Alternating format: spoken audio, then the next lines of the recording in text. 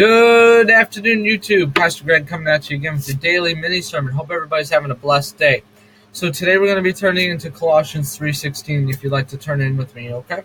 So as it reads, "Let the message of Christ dwell among you, richly, as you teach and admonish one another with all wisdom, through psalms, hymns, and songs from the Spirit, singing to God with gratitude in your heart." Alright, so it seems pretty complex, but it's actually a simple concept. So if we break it down, it says, "Let the message of Christ dwell among you." So basically what it's saying, don't forget God's sacrifice.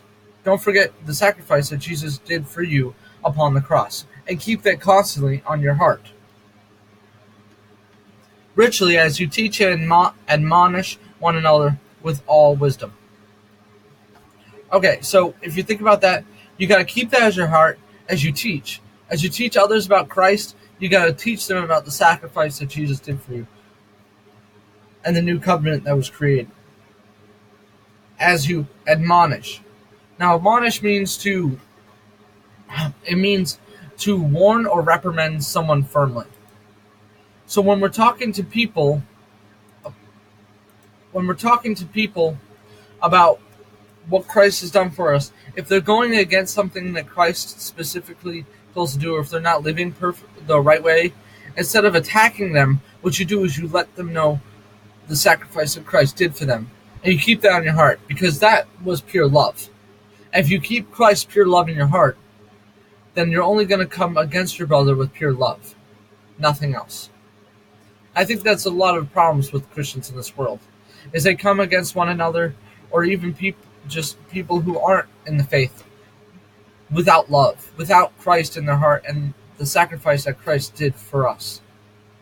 And it causes a lot of problems, because we try and attack people with judgment through a fleshly value instead of through a Christly value. Wisdom through psalms, hymns, and songs for the Spirit, singing to God with gratitude in your heart. When you keep Christ in your heart, when you're praising Him, and you remember the sacrifice that Christ did for you, your praise is going to be a praise of thankfulness. And that's what God is asking. That's what it's saying to do. So let's put it all together. Let the message of Christ dwell among you.